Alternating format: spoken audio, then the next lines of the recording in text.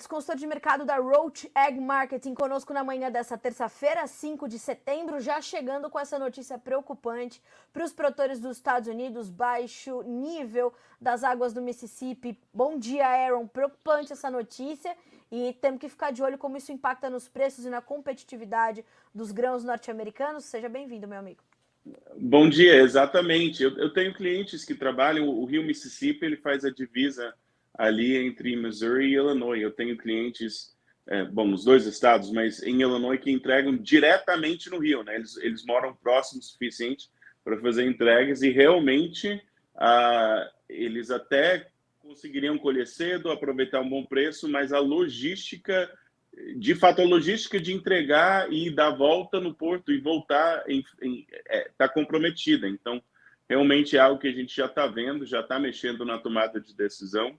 E o que para mim é interessante, sem ser muito abstrato, tá? Mas a bolsa, ele coloca o valor do grão ao longo do tempo, certo? Você tem vários contratos e o prêmio, ele coloca o valor do grão em diferentes regiões, né? Distribui pelo espaço. Então, para mim, o que é interessante é que a dificuldade na logística não afeta o quadro de oferta e demanda, mas pode sim, e eu creio que está afetando a competitividade do grão brasileiro. Se é mais caro pegar o grão norte-americano, vai ter mais demanda pelo grão brasileiro. A gente está vendo exportações de milho fortes, a gente também está vendo fortalecimento cada vez mais da soja disponível no Brasil. Então, eu acho que tem, sim, especialmente para o grão disponível hoje, tem impacta na formação de preço no Brasil por ser mais competitivo em função do frete mais caro nos Estados Unidos. Agora, isso acaba sendo um fator de pressão para as cotações em Chicago por conta dessa menor competitividade dos Estados Unidos e podendo, então, a gente ver uma redução de demanda pelos produtos americanos, Aaron? Pode, eu não acho que nós estamos nesse momento ainda. O que vai impactar isso é volume de exportação. Então, dificuldade de exportação não vai necessariamente afetar Chicago, mas a demanda está muito fraca e se ficar a demanda, o mercado de exportação para o grão norte-americano está muito fraco e se continuar ou enfraquecer ainda mais, com certeza pode pesar mais sobre os mercados. Eu não acho que isso esteja acontecendo ainda.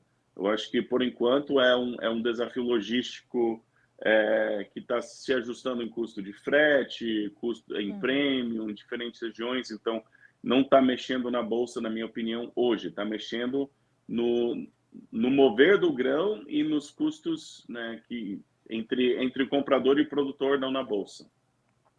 Aaron, como é que você avalia essa volta dos negócios na Bolsa de Chicago para soja, para milho? Hoje tem também óleo de soja caindo, farelo testou algumas baixas, depois desse feriado para vocês ontem, dia do trabalho, por aí. Como é que você avaliou essa retomada dos negócios? Olha, setembro é um momento de divergência costuma ser um mês de divergência entre o que acontece em Chicago e o que acontece no mercado disponível no Brasil, no quesito soja. No Brasil, nós estamos em um momento de comecinho, já os preparativos e comecinho do período de plantio, em setembro, e nos Estados Unidos nós estamos chegando na safra. Então, o preço nos Estados Unidos costuma ter dificuldade de subir nesse período. O calendário pesa sobre Chicago em setembro, geralmente. E no Brasil é quase o contrário, porque está na entre safra, qualquer dificuldade aí na produção, ou fica mais corrido na lavoura, e tem pouca soja disponível, não tem tanto frete, então o mercado disponível costuma dar uma arrancada, um fortalecimento. E nós estamos vendo exatamente isso, o mercado disponível forte e fortalecendo no Brasil, mas Chicago tendo dificuldades. Acho que foi umas 2 semanas atrás, eu falei, olha, movimento lateral é encorajador. E o que aconteceu? A gente teve uma boa arrancada de preços e está caindo, mas até agora nem passou, na queda para baixo, nem passou do nível de suporte. Então, esse mercado, para mim, se a gente conseguir atravessar setembro, nos contratos, por exemplo, de novembro, acima de 13,30, para mim é uma ótima notícia. É uma notícia muito boa que merece um otimismo de preço para os próximos 2 a 3 meses. Agora, Aaron, como é que o produtor brasileiro, na sua perspectiva, também está se comportando diante desse quadro? Para mim, tem duas safras, tá? Tem grão disponível e tem safra nova. Sempre a comercialização desses deve ser um pouco diferente e varia de fazenda para fazenda. Mas esse ano, em peculiar, você tem uma condição muito interessante, que é a soja disponível. A história é altista e encorajadora, mas o grão de safra nova, a expectativa é que em ano de El Niño vai ter uma abundância de grãos, e a gente vai estar recompondo. Então, para mim, eu tenho encorajado, não necessariamente nesse patamar, mas mais próximo de $14. Para quem visa resultado em dólar, tenho encorajado vendas. A gente teve oportunidade em janeiro, em julho e em agosto, próximo dos $14 para esses contratos de março, maio. E para quem quer resultado em real, safra nova, para mim, tem que tomar muito cuidado com o câmbio. Então, travar margem de lucro. Mas soja disponível, agora estamos em o que eu chamo de temporada de venda, que é o período do ano em que você tem mais probabilidade de ser alto do ano. Então, para mim agora, entre hoje, né, ou sexta-feira passada, e dia 30 de novembro, tem um certo otimismo de preço. Isso não quer dizer que não é para vender, mas se tem uma arrancada de preço, vende. Não necessariamente tem que ter o desespero de vender só porque tem que vender. Agora, Aaron, quando a gente pensa no começo da safra 23-24 do Brasil, quais são os seus pontos de atenção? Porque a gente está com a nossa comercialização um pouco mais atrasada, a gente ainda não consegue entender exatamente qual vai ser o comportamento da demanda, tem a questão climática e tem essa pressão que ainda está sendo exercida sobre os prêmios para o início do ano que vem, e margens estão muito ajustadas. Quando a gente pensa no produtor começando a plantar a safra 23-24, quais seriam os seus pontos de atenção para esse profissional que está aqui no Brasil? É uma excelente pergunta. E eu sempre falo, né, que a boa comercialização é um pé dentro da fazenda e um pé dentro do mercado. Falando do mercado, que é o mesmo para todo mundo, se você fizer um cálculo rápido, vamos dizer que a soja no Brasil vai ser 150 a 160 milhões de toneladas. Algumas pessoas acham que vai ser maior. E a Argentina, 40 a 50. Se os Estados Unidos tiver uma safra regular, algo acima de 110 a 100, ou 115 milhões de toneladas. Se somar tudo isso, nós provavelmente estamos falando, em 2024, do mundo colher a maior safra de soja que jamais colheu. Se isso acontecer, sendo que a demanda tem sido ok, mas não incrível, nós provavelmente vamos ter uma recomposição de estoques em 2024. E quando tiver essa expectativa hoje, certo? E quando tiver certeza disso, pessoalmente, eu acho que o preço deve ser mais baixo que o preço atual. Por um curto período de tempo, digamos agora até a certeza da safra brasileira, que provavelmente vem mais próximo do fim do ano, ainda tem muitas coisas que poderiam mexer nessa expectativa. Atraso de plantio no Brasil, excesso de chuva, falta de chuva sempre é possível, mesmo que não seja a expectativa. Então, esses momentos de incerteza, alguma dificuldade na colheita dos Estados Unidos, alguma dificuldade no plantio do Brasil, esses momentos de incerteza, eu acredito que muito provavelmente vão nos dar boas oportunidades de venda. O segredo é aproveitar, executar. E a única forma de você saber e executar com confiança é você estabelecer primeiro um plano comercial, para você saber, é isso que o mercado precisa fazer pela minha fazenda. O pessoal sempre me pergunta, fala, ei, o que o mercado vai fazer? Eu falei, eu estou anotando pedido aqui. O que você quer que ele faça? E essa pergunta faz muita diferença, porque geralmente eles falam, nossa, eu queria que subisse, mas eu não sei o que eu quero que o mercado faça. E aí, quando você vai anotando o pedido do que é para o mercado fazer, rapidamente o produtor percebe que, olha, ele até tem feito coisas que eu queria que ele fizesse, mas eu não aproveitei. Né? Então, aí que tá. O que você quer que o mercado faça por você? E é isso que eu dou curso, né? Ensino como fazer, montar o plano comercial para você saber fazer o mercado trabalhar a seu favor. Aaron, eu quero falar sobre o curso, mas eu queria que ontem, na verdade, a gente fez uma entrevista aqui e eu achei muito interessante quando o analista, o consultor, né, o especialista que nos deu a entrevista, que foi o Fernando Pimentel, trouxe uma perspectiva sobre o caixa do produtor e como estão interligadas as culturas de soja e milho hoje muito mais para o produtor brasileiro em termos de renda, de margem, de rentabilidade, do que nós tínhamos há alguns anos. Né? Então, hoje, as decisões que ele toma ali no milho impactam muito na capitalização dele e, naturalmente, na formação de caixa também para fazer a soja e vice-versa. Então, isso também precisa estar no horizonte do produtor, né? Com certeza. E tem produtores, isso nos dois países, tá? Isso não é só Brasil, Estados Unidos.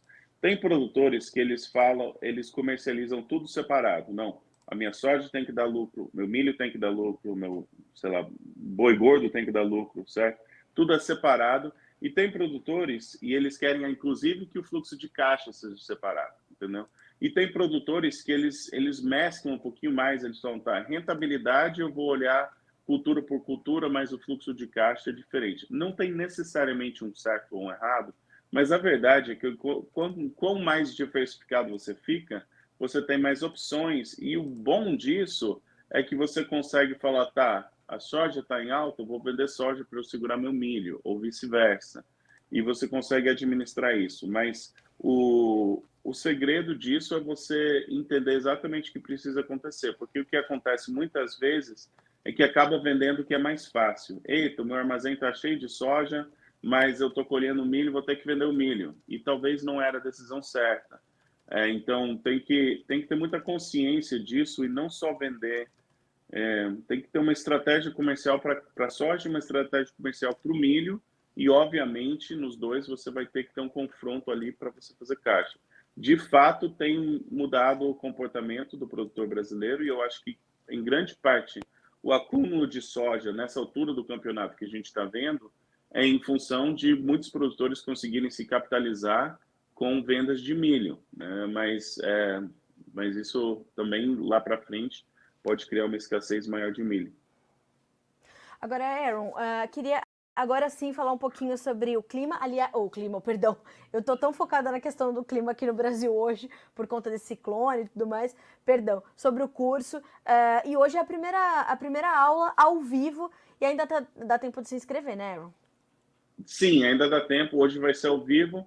Depois disso fica disponibilizado em modo gravado. Mas eu encorajo a fazer ao vivo e depois do curso a gente vai fazer outra live para tirar dúvidas, se tem mais perguntas. Então, vai ser proveitoso. Não sei se tem um link aí que eles podem clicar para participar.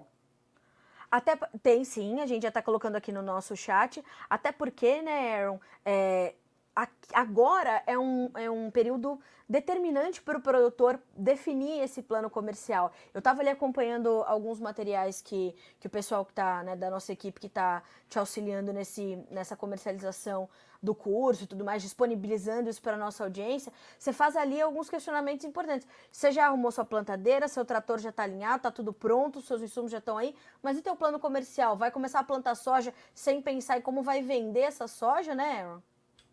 Exatamente. E é isso que acontece muitas vezes. O produtor está começando a ficar seco, está incerto e tal. E a última preocupação dele é fazer vendas, porque ele está preocupado com a lavoura, está preocupado com a carga de trabalho, tudo. E as oportunidades vêm e vão e nada foi feito. E às vezes eram as maiores oportunidades. Então eu trabalho com plano comercial pré-safra, que são as vendas que você precisa fazer antes de colher, e plano comercial pós-safra, que são as vendas que você precisa fazer depois que você colheu. Então, por exemplo, milho disponível é o plano pós-safra. Soja que você vai plantar agora, plano pré-safra.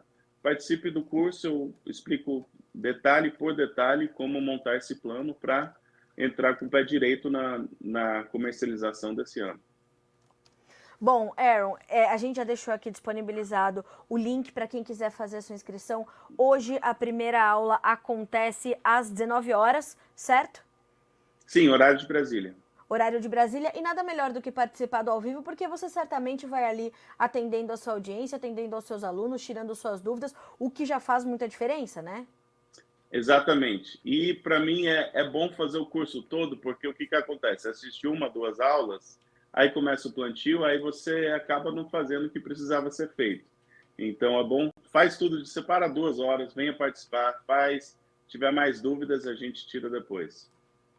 Combinado. Aaron, a gente tem um comentário aqui do Ayrton Oliveira dizendo assim, ó, clima americano danificando a qualidade das lavouras e produção nos Estados Unidos. Qual a visão do Aaron sobre o clima nessa reta final da safra americana? A safra americana não é boa, assim, nós não estamos falando de uma safra boa ou de uma safra recorde. E eu gostaria de falar que a gente está com soja na véspera da safra acima de 13,30, assim, o soja é extremamente forte, tá? O preço muito elevado para o período da safra.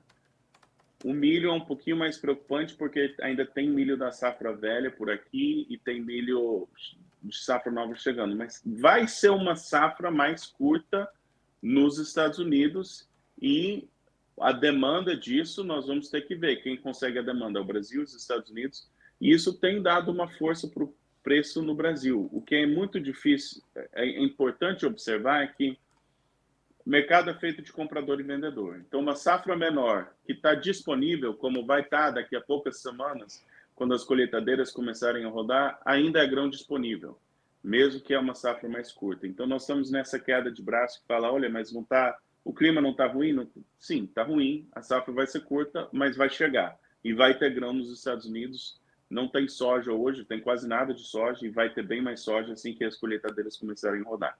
Então, o clima é preocupante, é uma safra curta, mas até certo ponto isso já não impacta tanto quanto o fato que vai chegar soja em pouco tempo e vai chegar milho em pouco tempo. Ótimo, a gente vai acompanhar.